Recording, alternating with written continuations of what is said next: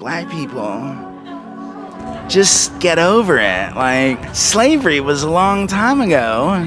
Why can't they just move on? Well, this is sort of precious coming from people who set off fireworks every July 4th, because that's some old too, right?